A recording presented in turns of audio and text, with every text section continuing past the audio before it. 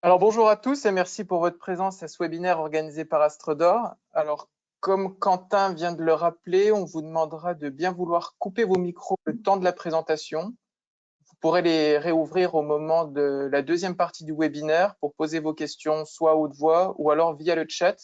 Donc Quentin Baudouin assure le suivi et la lecture des questions.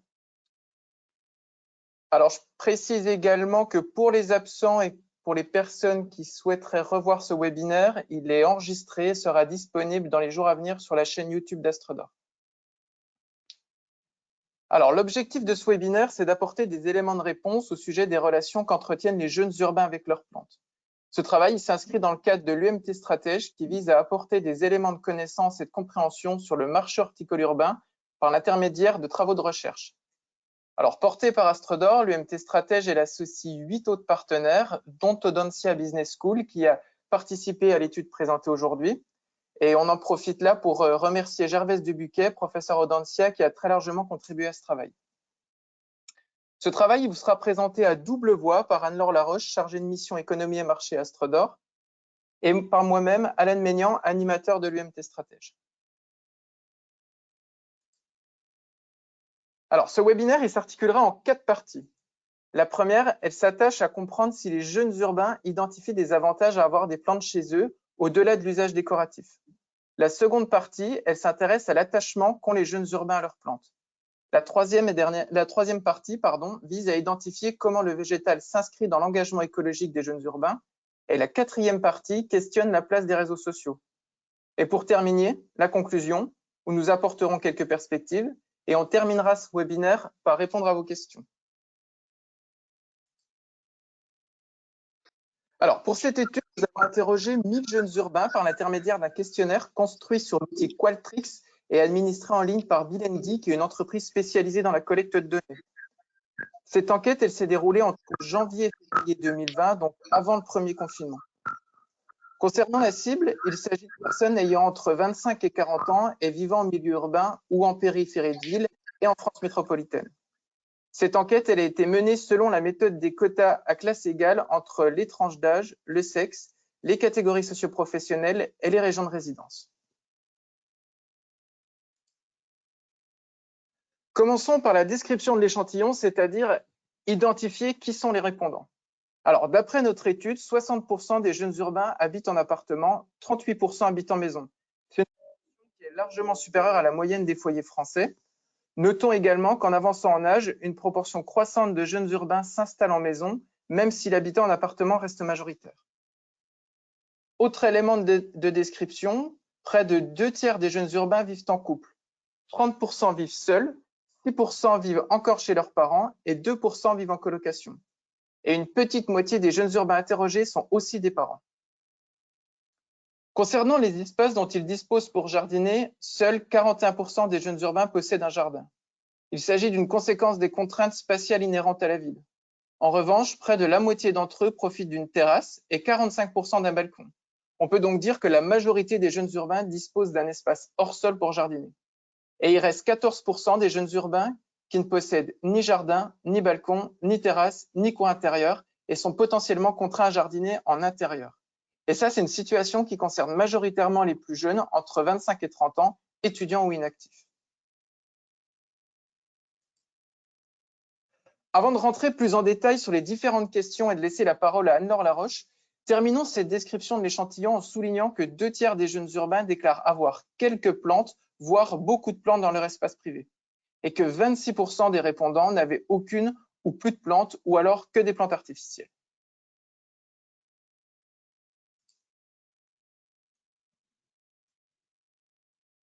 Alors, en ce qui concerne donc notre première partie, quel lien entre les jeunes urbains et leurs plantes? Est-ce que les jeunes urbains voient des avantages à leurs plantes au-delà de leur usage décoratif et de leur côté esthétique? Donc, la première question qu'on a posée aux jeunes urbains, c'est qu'évoque pour vous l'idée d'avoir des plantes chez soi? Donc, pour cet exercice d'évocation spontanée, il devait donner d'abord des mots positifs, puis des mots négatifs. Donc, les deux questions arrivaient en tout premier dans le questionnaire pour éviter des réponses induites par les questions qui viendraient après. La méthode et puis après l'analyse a été menée par Gervais de Buquet, donc professeur d'Audencia Business School. Les mots positifs donnés par les jeunes urbains, ils se découpent en 4 grandes familles. Les mots évoquant une dimension psychologique, les jeunes urbains associent en majorité l'idée d'avoir des plantes chez soi à la relaxation, la détente. Donc, ils ont écrit les mots nature, bien-être, zen. La deuxième grande famille, plutôt la dimension symbolique, les jeunes urbains font le lien avec la vie, le vivant et son aspect apaisant. On trouve les mots vivant, apaisant, naturel. La troisième classe vient ensuite, donc c'est la dimension esthétique du végétal. On trouve les mots couleur, joie, gaieté. Et puis, pour finir, la dimension physiologique et écologique avec les bénéfices attribués à la présence des végétaux. On retrouve les mots air pur, respirer, la santé. Donc la première analyse qu'on fait, c'est que les jeunes urbains apprécient les plantes pour se reconnecter à la nature, physiquement, symboliquement, et pour leurs bénéfices sur la santé, pour le bien-être. Il ressort de tous ces mots positifs une vision plutôt romantique de la nature. C'est pas tant que ça une vision de la plante en tant qu'être vivant à côté de laquelle on cohabite, et on le reverra mieux dans le traitement des mots négatifs qui ont été écrits par les jeunes urbains, qu'on traitera un peu plus tard dans la présentation. Alors, pour compléter cette analyse, voici donc les réponses obtenues à une autre question. Votre relation aux plantes, eh bien, la première réponse qui vient pour 55% des jeunes urbains, c'est « je suis apaisé par les plantes ». Et ensuite, 49% des jeunes urbains se ressourcent au milieu des plantes. Et arrive en troisième position, là, le noyau de récalcitrants, on va dire 19% des jeunes urbains qui sont indifférents aux plantes.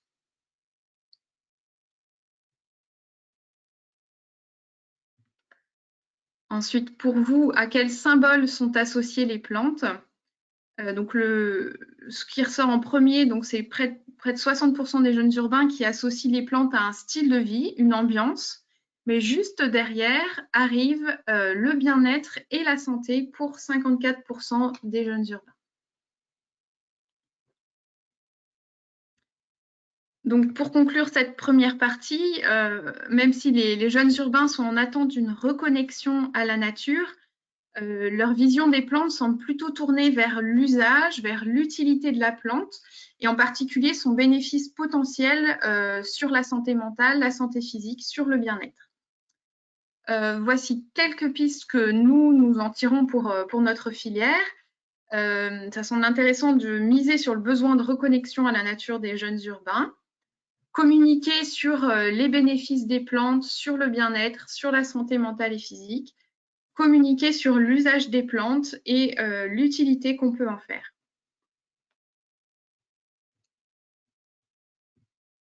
Alors, passons maintenant à la deuxième question qui vise à identifier les liens qu'entretiennent les jeunes urbains avec leurs plantes et plus particulièrement leur niveau d'attachement. Depuis quelque temps, vous avez peut-être pu le lire, la presse et les médias se font l'écho d'une tendance au plant parenting chez les jeunes propriétaires de plantes en référence à la protection que l'on donne à un enfant ou encore un animal de compagnie.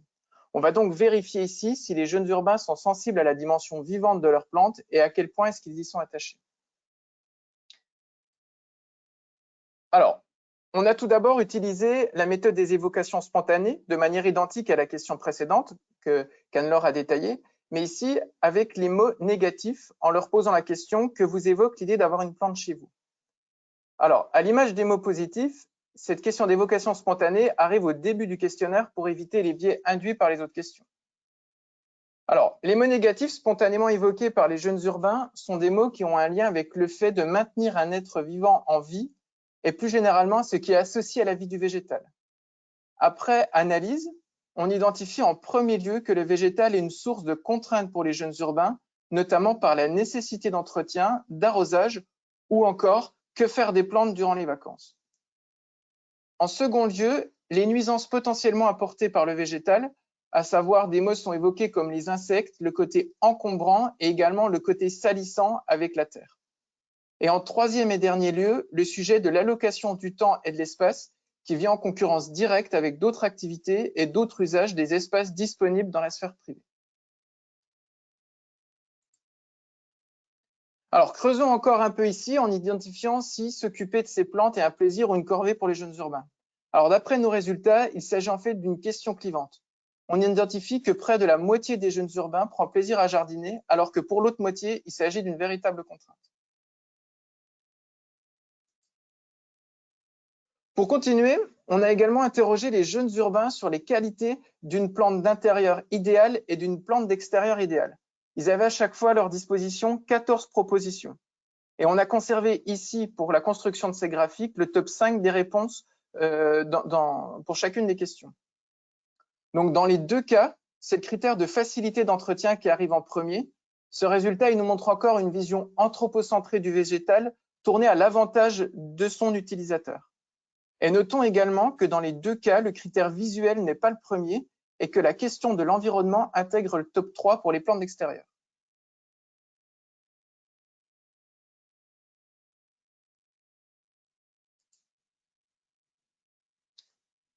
Pour vraiment explorer la notion du plant parenting, dans cette diapositive, nous avons exploré la question de l'attachement aux plantes en comparaison à l'attachement à un animal de compagnie. Eh bien, c'est 43% des jeunes urbains qui déclarent s'attacher à une plante comme ils s'attacheraient à un animal. On est allé plus loin en identifiant si certains donnaient des noms à leurs plantes, comme on baptise son animal de compagnie. Eh bien, c'est seulement 14% des jeunes urbains qui adhèrent à cette pratique. Finalement, on peut donc conclure que le plant parenting, à proprement dit, concerne donc assez peu de personnes.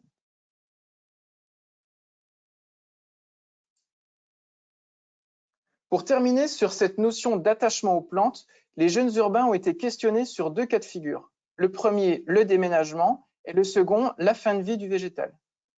Dans le cas d'un déménagement, 83% des jeunes urbains emmènent leurs plantes avec eux et 22% les donnent à leurs voisins. Quant à la fin de vie de la plante, 63% déclarent garder leurs plantes jusqu'au bout. Il est également à noter que 23% font des boutures de leurs plantes pour tenter de les sauver avant qu'elles ne soient totalement mortes. Ces données viennent donc confirmer l'attachement qu'ont les jeunes urbains pour leurs plantes.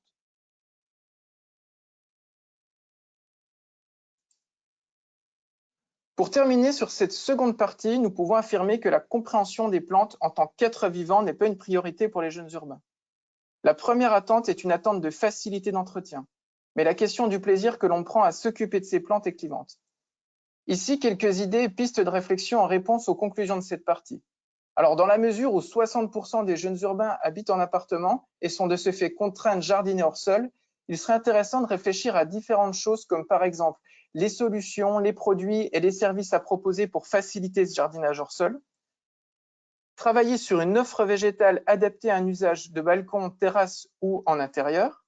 Et travailler également sur des plantes faciles, résistantes, mais sans oublier qu'une moitié des jeunes urbains prend plaisir à mettre les mains dans la terre. Alors, il existe déjà un certain nombre d'initiatives allant dans ce sens, comme les services de type Docteur Plante, par exemple, ou encore les services de garantie, mais aussi la proposition de gamme de plantes dites faciles.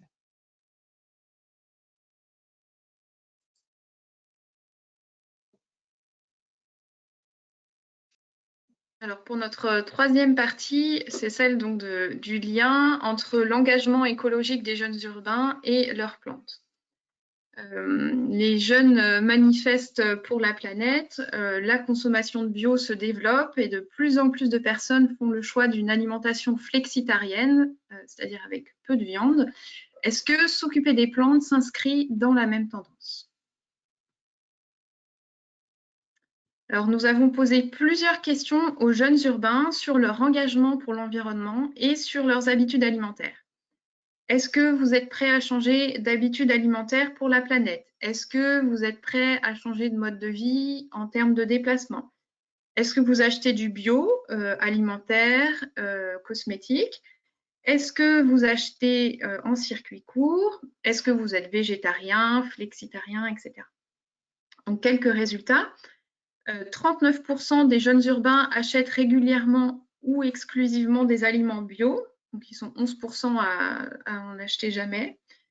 44% des jeunes urbains se déclarent flexitariens et 53% des jeunes urbains se déclarent prêts à changer leur alimentation pour la transition énergétique.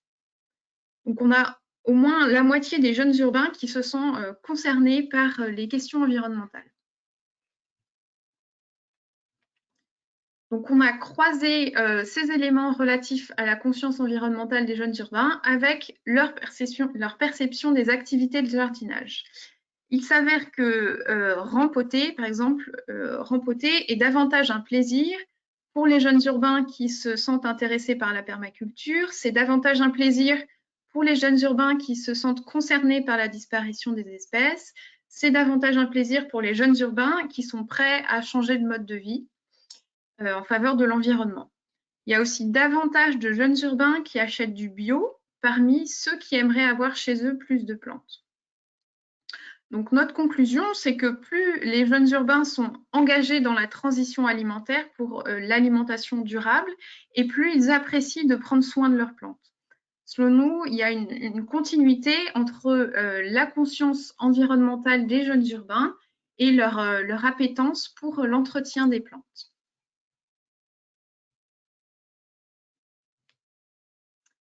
Après avoir interrogé les jeunes urbains sur les plantes qu'ils ont chez eux, donc un graphique que vous a présenté Alan au début, on leur a demandé ce que idéalement ils voudraient chez eux, donc avec les mêmes propositions.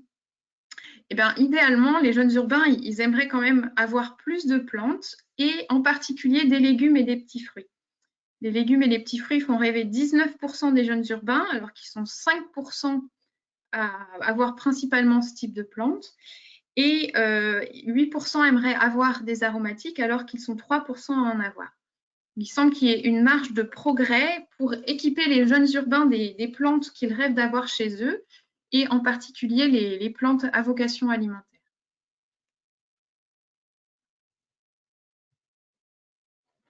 Donc, notre enquête, elle montre que les jeunes urbains qui font le choix d'une alimentation durable sont les plus enclins à verdir leur environnement, à verdir leur appartement, leur maison. Alors, comment conforter le jeune urbain dans le choix d'un achat engagé? L'idée, c'est de valoriser les démarches développement durable de la filière. Alors, les idées sont très, très nombreuses, hein, les pots biodégradables, le recyclage, la vente en vrac. Est-ce qu'il faut développer le bio, le zéro phyto? Il y a la question de l'empreinte carbone qui va au-delà des phytos, ou les questions de chauffage, de consommation d'eau, du transport routier.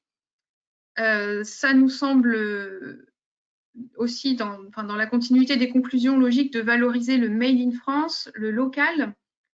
Notons que la crise sanitaire est passée par là et qu'elle a renforcé les attentes des consommateurs pour des produits locaux et Made in France.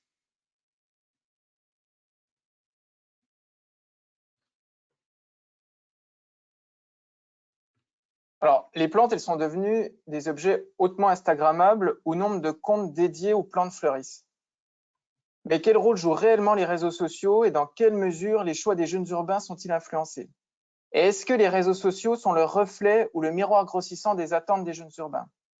Dans cette dernière partie, on se questionne sur le fait de faire communauté autour du végétal et donc lié à ça, à la place des réseaux sociaux. Avoir des plantes chez soi amène parfois à avoir des échanges avec les autres. Pour les jeunes urbains, les discussions au sujet de plantes sont des occasions d'échange et de partage avec les autres et donc de faire communauté.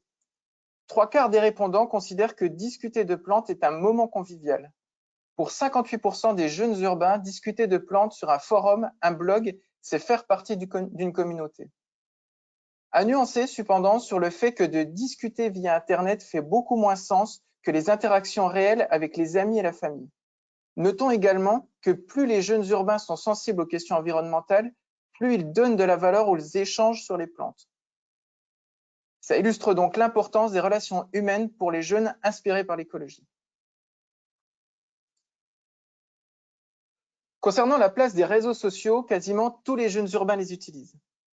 25% d'entre eux sont abonnés à des comptes de réseaux sociaux spécialisés dans les plantes. À l'inverse, 69% ne sont pas abonnés à des comptes spécialisés dans les plantes, voire n'ont pas du tout d'abonnement sur les réseaux sociaux. Ça, c'est 6% de l'échantillon. Près de la moitié des jeunes urbains abonnés à des comptes de réseaux sociaux spécialisés dans les plantes déclarent que leurs choix de plantes sont tout le temps ou de temps en temps influencés par le contenu de ces comptes. Au final, rapporté à l'échantillon dans son ensemble, c'est seulement 9% des jeunes urbains qui semblent réellement influencés par des comptes spécialisés dans les plantes. Alors, néanmoins, on peut nuancer, notamment avec l'inspiration que procurent ces comptes. Un peu plus d'un quart des jeunes urbains disent s'inspirer des réseaux sociaux avant d'acheter des plantes. Et à l'inverse, c'est donc la moitié qui ne s'en inspire jamais.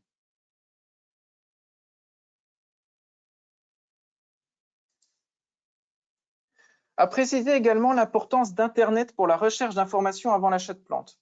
36% des jeunes urbains déclarent avoir recours à des sites spécialisés. Les conseils sur le point de vente représentent 24%. Et encore une fois ici, notons l'importance des liens sociaux autour du végétal, avec 23% des jeunes urbains qui demandent conseil à un proche avant de se procurer des végétaux.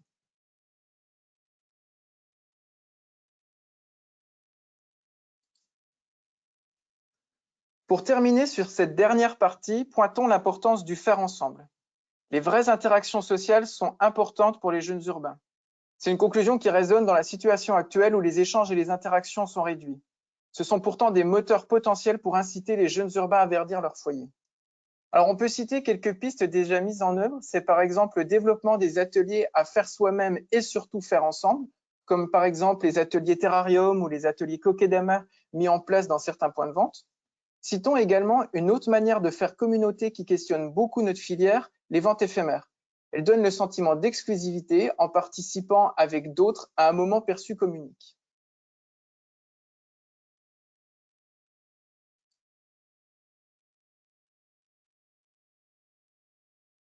Alors, en guise de conclusion, on a voulu vous proposer 2 profils de jeunes urbains. Alors, évidemment, on a un peu forcé le trait. Alors, les premiers, on va attendre la diapositive. Les premiers, on les a appelés les greeners. C'est ceux pour qui s'occuper des plantes se situe dans l'engagement, dans la continuité d'un engagement écologique. Donc, ils font le choix d'une alimentation durable et ça se poursuit avec le verdissement de leur appartement, de leur maison. Pour ces derniers, les plantes sont également des potentiels vecteurs de lien social. Et donc, ces greeners, ils seraient peut-être plus sensibles à des arguments portant sur la durabilité de la production horticole. Et donc, le deuxième profil, les users, qui auraient plutôt une approche des plantes par l'usage, qui chercheraient d'abord plutôt une plante pratique, facile, qui demande peu d'entretien. Et donc, ceux-là seraient plus sensibles aux arguments portant sur la résistance des plantes, aux contraintes liées à leur appartement, à la vie en ville. Alors, à noter que le critère catégorie socio-professionnelle, le critère sexe, les tranches d'âge, finalement, ne permet pas ou peu de discriminer les pratiques et les comportements des jeunes urbains vis-à-vis du végétal. Et c'est pour ça aussi que vous ne le voyez pas apparaître là dans ces profils. Donc pour conclure, grâce à notre étude, on a pu confirmer certaines pistes qui sont déjà travaillées par la filière horticole, confirmer que ce sont des pistes intéressantes, des bonnes idées pour toucher les jeunes urbains, d'autant plus qu'avec la crise sanitaire qui a eu lieu depuis notre enquête, on peut espérer qu'elles sont toujours d'actualité, sachant que les jeunes urbains confinés se sont pour beaucoup rapprochés du végétal. Alors, on arrive à la fin de notre webinaire. Donc, je tiens et nous tenons avec Alan à remercier donc Gervaise Debuquet, professeur d'Audencia Business School, qui a conduit le travail et la réflexion avec nous. On tient également à remercier Aline Héringer, Caroline Videhem et Philippe Morel, qui ont contribué à la réalisation du projet. Et puis pour finir, donc toutes les questions qu'on a posées aux jeunes urbains, on n'a pas pu les traiter aujourd'hui, donc n'hésitez pas à nous contacter pour en savoir plus. Et donc maintenant, place aux échanges et aux questions, voilà, sur le chat où vous prenez la parole, n'hésitez pas. Alors, on a eu une question dans le chat, c'était vers la diapo 8. je crois. Question du coup de Sabine sur le terme de nature. Est-ce que sur le terme de nature, on peut également l'associer à une dimension biologique et écologique? Et des associations d'idées quand on parlait du végétal.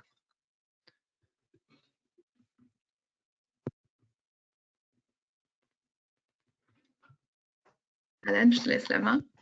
Alan, faut que tu reviennes en diapo 8, je crois. Diapo 7. Diapo 7, je pense. La 7, ok.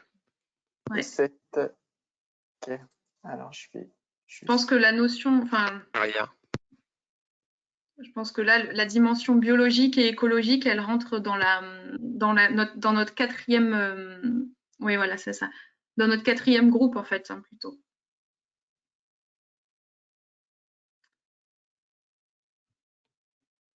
Oui. Oui, oui, tout à fait. Je suis en train de me remettre les idées au clair. Dimension psychologique et écologique, effectivement. La question de la nature intervient peut-être plutôt dans cette dimension-là. Oui. Ok, ensuite on a une question de Catherine Barros qui demande si il y a des données qui font la distinction entre fleurs, plantes et plantes potagères. Alors,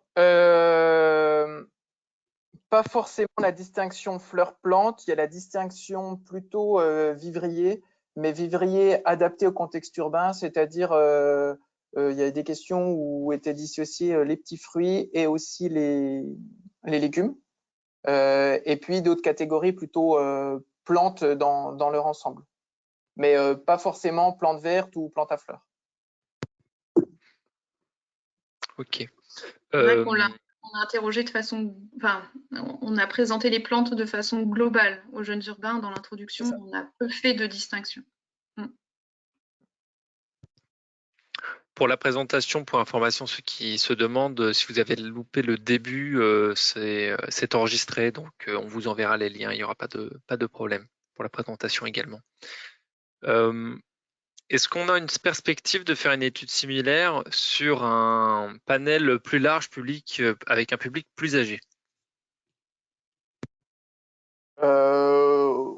Aujourd'hui, on n'en a pas forcément la perspective. Pourquoi est-ce qu'on s'est focalisé sur les jeunes urbains? Parce qu'en fait, c'est aussi le marché de demain, finalement. Et on a besoin d'avoir des éléments de connaissance sur ce public-là, notamment la filière a besoin d'avoir des éléments de connaissance pour pouvoir mieux le toucher.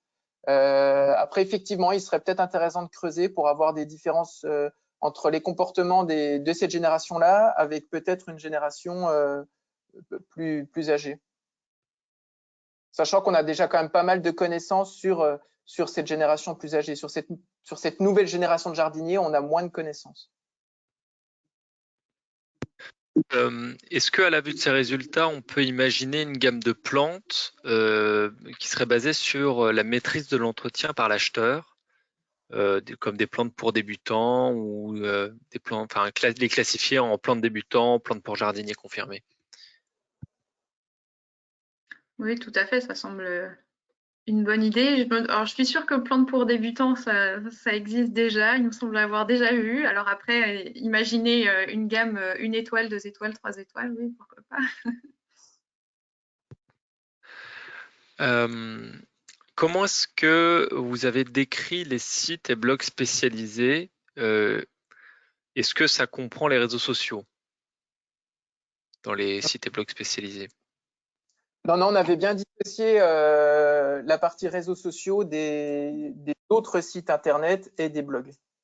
D'accord. Et sur les sites et blogs, c'est lesquels qui sont particulièrement suivis ou qui ont été vraiment... Alors là, non, aucune idée parce qu'on leur a pas forcément demandé de nous donner des noms. C'était plutôt c'est du déclaratif, c'est-à-dire on leur a demandé de répondre à ces questions où était identifié juste le terme de blog ou site internet. D'accord. Comment est-ce que vous analysez le développement des acteurs de la vente événementielle ciblés sur les jeunes urbains, comme Plantes pour tous ou Plantes Addict?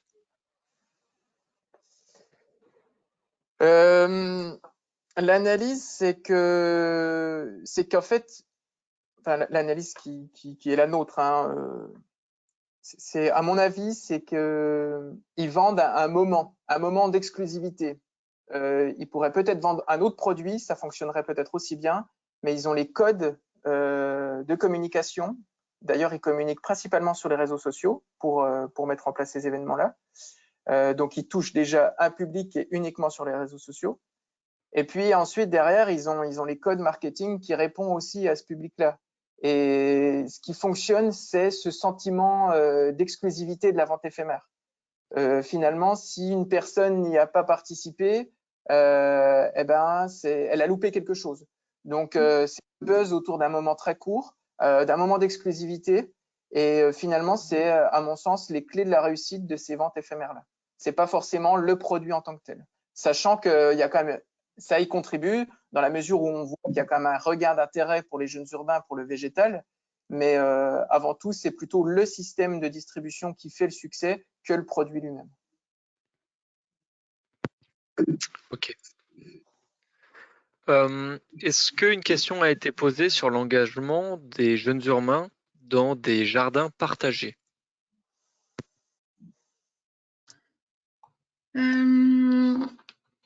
Non, on a posé la question, est-ce que vous fréquentez des Fab Labs, par exemple? On a posé cette question-là. On n'a pas posé la question des jardins partagés. Alors, on peut dire que peut-être qu'on l'a effleuré. On a interrogé les jeunes urbains sur comment est-ce qu'ils se procuraient leurs plantes. Et dans les propositions, il y avait dons ou cadeaux. Alors, ou prélevés dans la nature. Bon, c'est pas vraiment les jardins familiaux. Et puis après, on a interrogé sur le don de bouture, les échanges, mais on n'a pas questionné sur les échanges qui avaient lieu dans les jardins familiaux. Je ne crois pas. Il faut juste que je vérifie une question. Si Alan, tu as quelque chose que tu veux dire. D'accord. Est-ce que tu peux rappeler ce que c'est un Fab Lab également?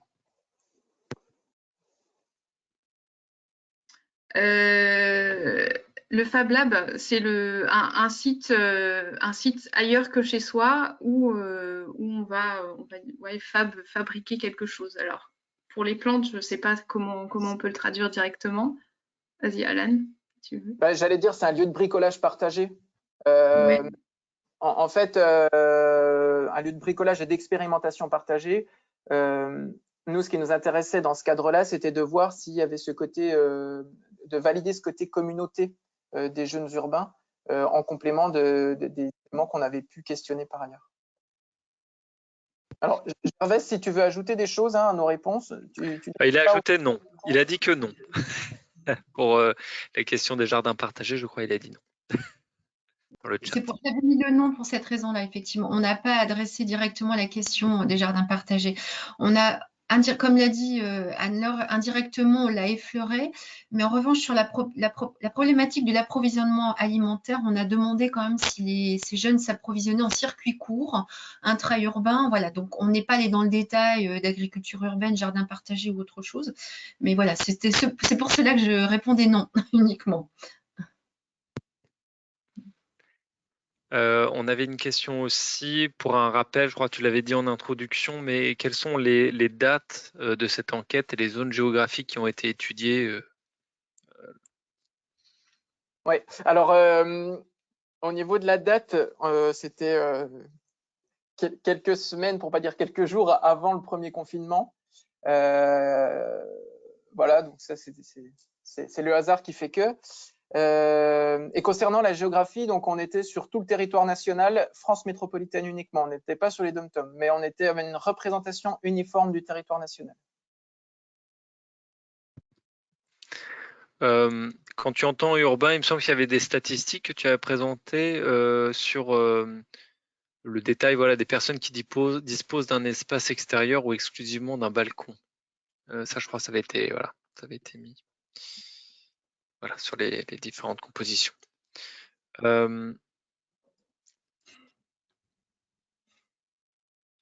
Autre question, est-ce que dans cette cible de jeunes urbains, il y a des personnes qui louent des jardins ouvriers ou à défaut des jardins propres?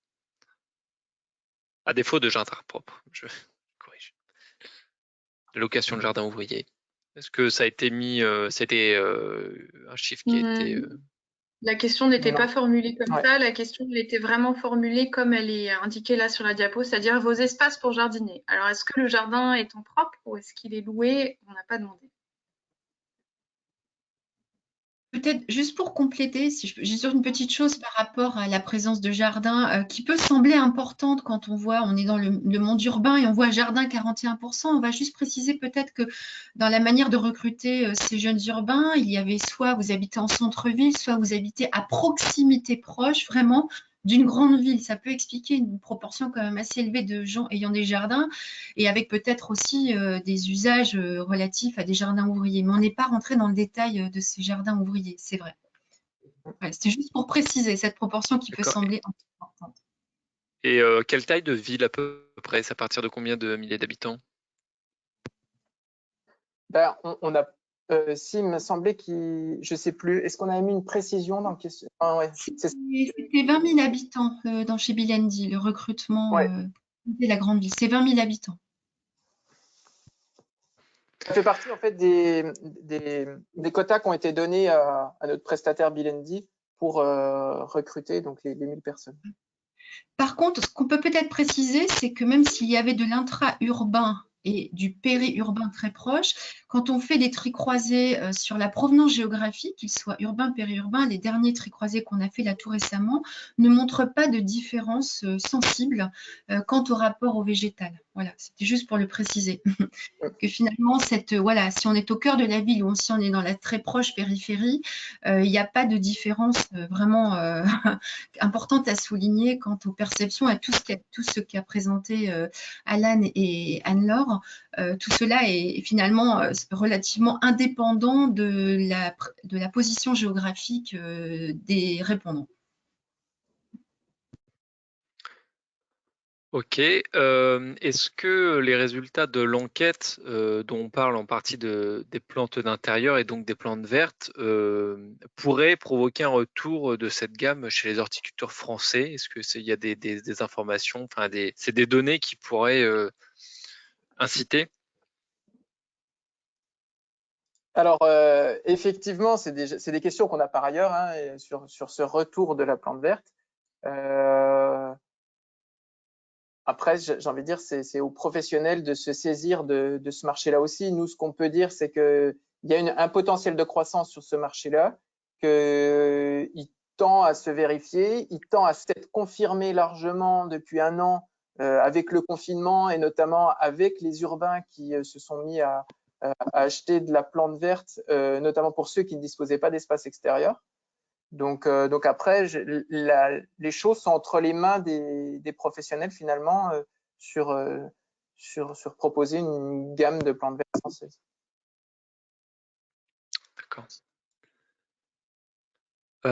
Est-ce que aussi il y a une indication du budget de ces jeunes urbains qui est alloué au végétal par an, qui a été calculé ou... On n'a pas du tout exploré cette question. On n'a pas parlé de budget. C'est vrai qu'on était plus dans les relations avec les plantes. On n'a pas parlé de budget et puis c'est vrai qu'il y a déjà le panel conduit par Valor et France Agrimaire qui interroge ces choses-là. Donc ce qu'on souhaitait aussi, c'était par le biais de cette étude-là apporter quelque chose de complémentaire à ce panel-là plutôt que de poser des questions identiques. D'accord. Donc là, j'ai fait le tour des questions écrites. Si vous avez, si certains d'entre vous veulent prendre la parole ou ont d'autres questions qui leur viennent, n'hésitez pas. Est-ce qu'il y aura une suite à cette enquête, nous demande Catherine Barros. Alors la suite à court terme, c'est donc ce webinaire qui sera disponible sur YouTube pour pouvoir le revisualiser. Et puis on va travailler sur un article court qu'on diffusera également dans les semaines à venir. Après, d'un point de vue conduite d'une autre étude complémentaire, pour l'instant, c'est pas prévu. On va continuer à travailler sur la valorisation de nos résultats et à gratter, entre guillemets, dans nos données pour identifier encore peut-être d'autres choses complémentaires. Ok, je peux laisser la parole à Valérie Le Bourgeois. Je vois qu'elle a pas mal de trucs à dire.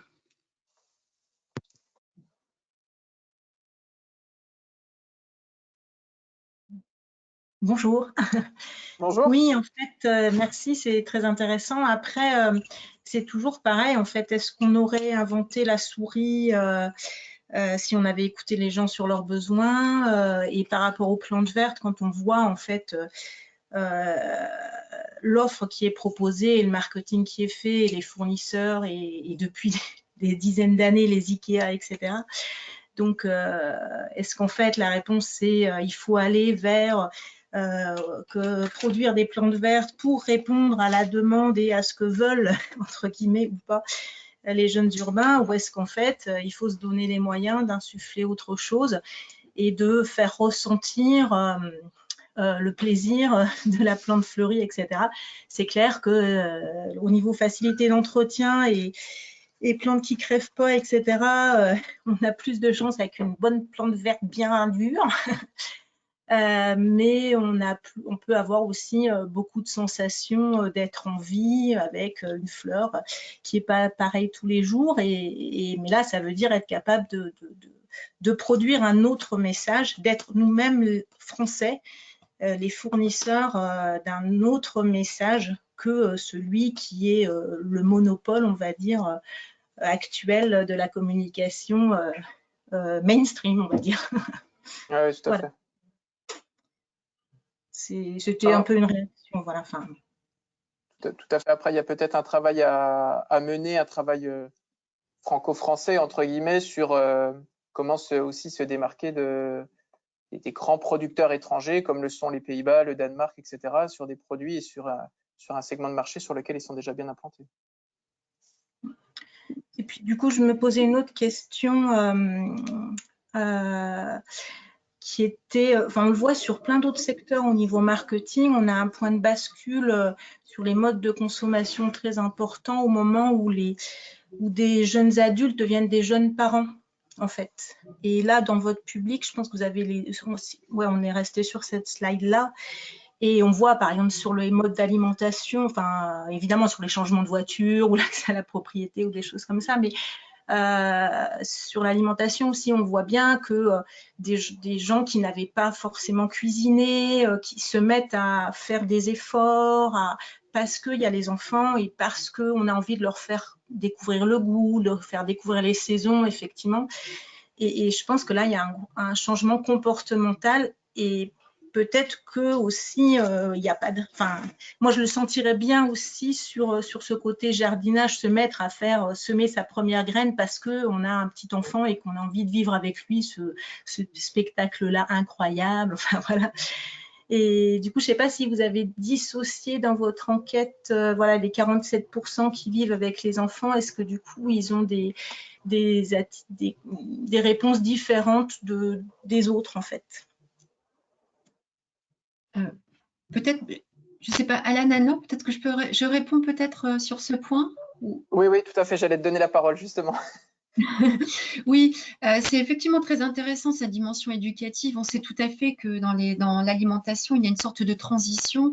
On commence par s'opposer aux habitudes alimentaires proposées par les parents, parce que quand on est jeune, et puis lorsqu'on se marie, que l'on a des enfants, et bien là, on revient effectivement à l'éducation alimentaire que l'on a reçu et on a ce souci de transmettre. Il est vrai que pour les plantes, on peut aussi peut-être se poser la même chose. On n'a pas posé explicitement, comme l'a dit Anne-Laure, on ne pouvait pas tout couvrir, bien sûr, dans ce questionnaire pour ne pas avoir trop d'abandon. Mais cette dimension éducative, on ne l'a pas touchée. Elle pourrait être très intéressante. Mais ce qu'on peut juste dire, c'est que là, sur les 3 tranches d'âge que l'on a utilisées tout au long de ce questionnaire pour faire des tris croisés, on n'a vu aucune, comme l'a dit Anne-Laure, aucune différence qui mérite d'être soulignée entre l'âge, le sexe ou la CSP. Donc, ce ne sont pas les critères sociodémographiques classiques. Pour toutes les questions que l'on a abordées là dans le questionnaire, mais sur l'éducation, effectivement, nous ne l'avons pas posé, cette question, cette dimension éducative. Et peut-être que là, oui, vous avez raison, on aurait peut-être des choses un petit peu différentes avec ceux qui sont en couple et qui ont des enfants. Donc, effectivement, c'est une bonne remarque. Merci, mais en tout cas, déjà de savoir qu'effectivement, a priori, par tranche d'âge, il n'y a pas beaucoup de différence. Et ça, c'est super intéressant aussi. Merci. Oui. Il n'y en a vraiment pas. Statistiquement, il n'y a aucun croisement qui est très significatif, voire pas du tout significatif. Donc, voilà. Merci. Ah bah, là, c'est la question. Voilà. Excusez-moi, je lis la question de Ronan. Effectivement, il y a beaucoup d'énergie actuellement dans les écoles françaises sur tous les programmes qui visent à réconcilier l'enfant avec les fruits et légumes qu'il va consommer à la cantine. Mais c'est vrai que je n'ai pas vu grand-chose sur l'éducation peut-être aux végétales non comestibles. Et il y a peut-être des choses effectivement à faire. Alors, après, il y a une démarche qui est mise en place, c'est la semaine du jardinage dans les écoles. Mais qui Ouais, c'est ça, je pense que il y a qui est vraiment moins- un parallèle à faire entre le food. Oui, Je pense qu'il y a un vrai parallèle à faire avec l'alimentaire où il y a eu des gros programmes liés avec le PNNS, etc., où on a fait regarder l'impact de ces programmes d'éducation à l'alimentaire sur les changements de pratiques des jeunes, etc. Et je me dis que ouais, il y a peut-être un truc à faire par rapport à ce qui était dit par Valérie, je crois avant, sur dès l'enfance réapprendre ou apprendre et faire de la pédagogie auprès des enfants sur la nature, sur les plantes, sur tout ça, et de regarder et de voir comment ça peut insuffler aussi des nouvelles énergies pour la filière. oui, tout à fait d'accord, Ronan. Ah ouais. Oui, il y a déjà la Projet démarche pour de faire plus jeune. il y a déjà la démarche de la semaine du jardinage qui va dans ce sens-là, qui est, il me semble, menée dans les écoles primaires. Mais voilà, c'est des choses, déjà quelques démarches qui existent. Tu vois, le lobbying qu'a fait le lait il y a quelques années, il y a quelques dizaines d'années, une plante, tu vois, un pack de lait au goûter, ça pourrait être une plante facile à cultiver et que les enfants ramènent chez eux ou un truc comme ça. Bon, Ouais. allez, c'est juste pour le clin d'œil. On a une question effectivement sur le niveau de prix, en fait, la valeur que l'on donne à ces plantes-là. Parce que si on veut une production française, il y a une certaine valeur, certaine rentabilité qui est à trouver. Et est-ce que, de votre point de vue, quels seraient les mécanismes pour montrer la valeur d'une plante, surtout une plante française? Les mécanismes, ils existent en partie. C'est notamment des mécanismes de communication par l'intermédiaire de la marque collective Fleur de France, qui est déjà quand même qui existe et qui est là pour ça, pour valoriser le savoir-faire français et la production française. Il y a aussi après des dispositifs comme les IGP, etc., qui existent. Après, je pense que les leviers sont surtout au niveau de la sensibilisation du public, des consommateurs, plutôt qu'ailleurs. Et pour compléter ce que dit Alan, on avait posé une question sur quand vous voulez offrir un présent, un cadeau à quelqu'un que vous aimez, que vous appréciez. Nous avions proposé une liste de choses, des bons cadeaux, un parfum, des chocolats, des fleurs, etc., des plantes. Et c'était très intéressant que les plantes ont une valeur oblative qui est assez importante finalement, puisque c'est arrivé, je crois, de mémoire à Nord en 3e ou 4e position, me semble-t-il, ou 3e, je crois. Donc c'est intéressant, c'est-à-dire qu'il y a une valeur affective, oblative qui est projetée sur les plantes. Ensuite, il est vrai que ce qu'il faudrait mesurer, c'est la différence entre cette valeur déclarée et la propension à payer pour à sa juste valeur la plante.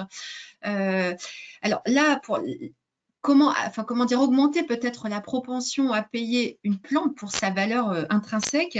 Peut-être que là aussi, comme l'ont montré Anne-Laure et Alan, l'appréciation est quand même très anthropocentrée. Peut-être qu'il faudrait davantage communiquer sur l'importance écologique, environnementale dans une ville résiliente. Voilà. Pourquoi ça peut être très utile d'avoir des plantes chez soi? C'est peut-être aussi une manière aussi d'élargir la conception de la valeur de la plante, peut-être. Pour dépasser cette approche un peu anthropocentrée que nous, on a vu, on a observé, mais il y a peut-être des leviers pour faire bouger un tout petit peu les lignes quant à cette relation.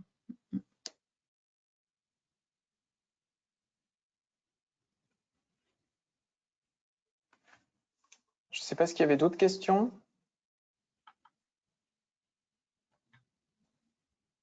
Des remarques, des questions après, par la suite.